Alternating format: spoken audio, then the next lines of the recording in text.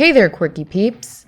As part 2 of Lucifer Season 5 is approaching, let's look into the world of angels, detectives, demons, and the devil himself.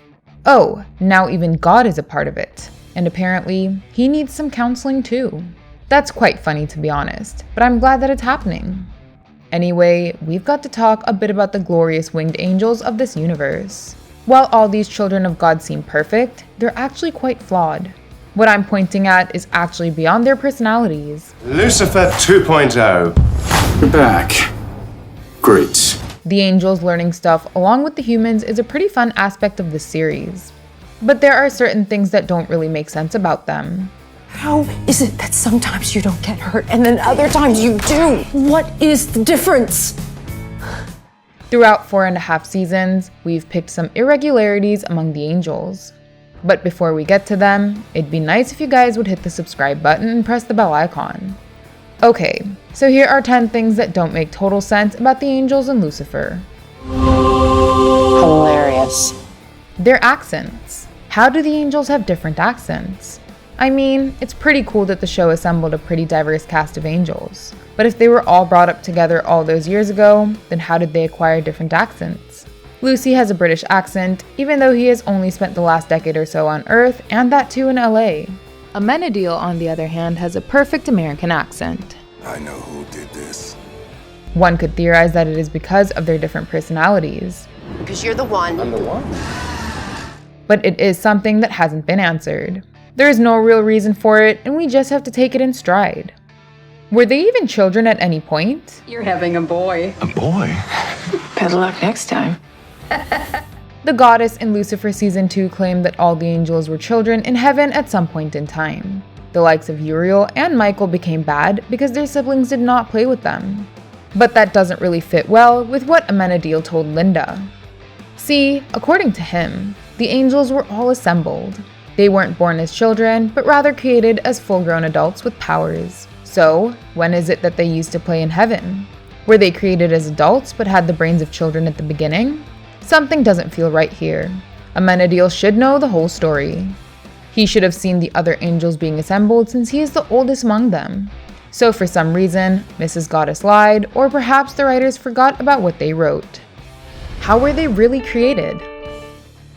Lucifer stated that when God and goddesses had coitus, the Big Bang happened and the universe was created.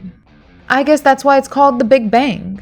Anyway, the goddess even stated that she gave birth to angels. This implied that she was impregnated with them. Well, and seducing him, of course. Again, this doesn't fit well with Amenadiel's statement of the angels being assembled. So did Goddess actually give birth to full-grown angels? The answer is obviously a no.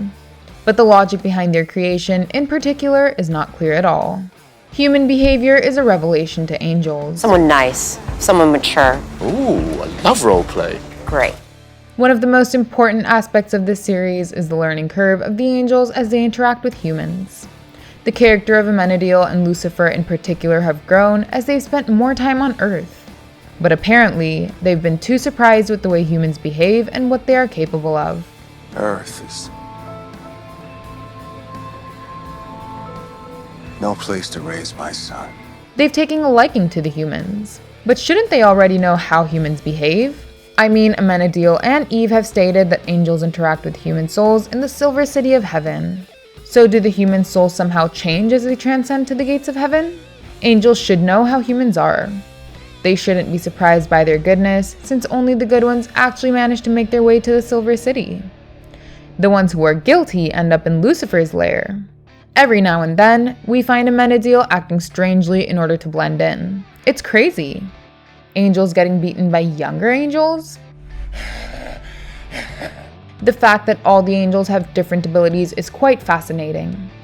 But it is known that angels' powers are proportionate to his or her age. Amenadiel is known to be the strongest among the angels since he is the oldest. Uriel was actually afraid of his oldest brother. But apparently, Lucifer has beaten Amenadiel in a battle even though the latter was older. The same happened between Uriel and Lucifer, as Uriel being younger than the devil managed to have an upper hand. The abilities of the older one should be superior. But the series constantly poses the younger ones as challenging formidable figures. Demons beating angels. Exactly.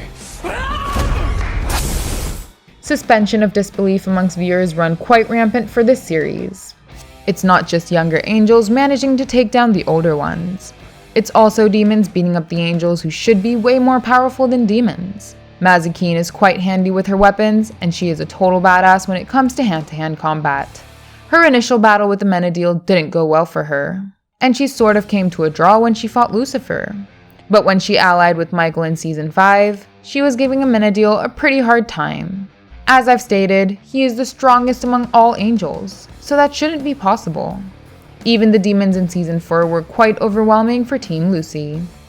He really had to take his full form to tame them all. So how is it that the demons are closing in on the angels? I get that Amenadiel and Lucy are growing as characters, but are they getting softer in battles too? Amenadiel's inconsistent powers.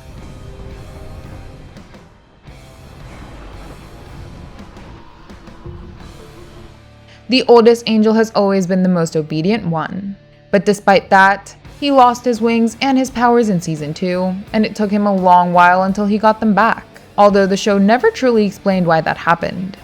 A working theory is that he began to lose his faith, which is why he was deemed unworthy of his strength and might. But why is it that Lucifer got to keep his other powers even when he lost his wings? Detective Decker was his kryptonite, so maybe Amenadiel's kryptonite was losing his faith. It doesn't truly make sense, but the upcoming Celestial family reunion should definitely answer this. Who is doing Uriel's job? Please forgive me, brother. I had no choice. It took the series 4 seasons to answer how hell was working without Lucifer. But nobody is asking the same questions about Uriel. It is his responsibility to welcome souls into the gates of heaven. Lucy even mentioned that Uriel had a whole speech about the process of entering heaven and everything that followed. But who is welcoming souls into heaven now? Is it one of the other angels? This upcoming angel and god reunion should address this conundrum as well. Angel-human hybrids. Say hello to Uncle Lucy. This seems like a plot hole, but it is more of an unanswered question that I feel will be answered in the coming 16 episodes. We've seen several romantic relationships involving angels and humans. But angels shouldn't be able to produce offsprings. It shouldn't be possible, as Amenadiel stated that they were all assembled. Lucifer has been with a lot of women throughout the course of the show, and I don't really think he has been using any protection. We haven't seen or heard a little devil baby in the show. Lucy hasn't impregnated any woman till now. So how is it that Amenadiel and Linda had a baby? You're having a boy. A boy? Better luck next time. Even Amenadiel believed that it shouldn't have happened. It almost doesn't make sense, but I guess this is a mystery that the show will not leave unsolved. Nevertheless, it is nice to have an angel-human hybrid in the story. It mixes things up quite nicely. Celestial and human interaction. You are a terrible father. Respectfully. It has been brought up that the interaction between humans and all celestial beings is forbidden. Lucy has been on Earth for quite a few years now. Season 2 brought in Goddess herself. She is off controlling her own separate universe now, but the other angels haven't been following this rule at all. Amenadiel, Michael, and Azrael have all been on Earth besides Lucifer. Amenadiel even shares a kid with a human. And now, God has also made his way down from the Silver City. Furthermore, he is actually going to be involved in therapy from a human. I know that without breaking this forbidden rule of not being involved with the humans, a show like Lucifer wouldn't be possible. But how are there no consequences for breaking this rule?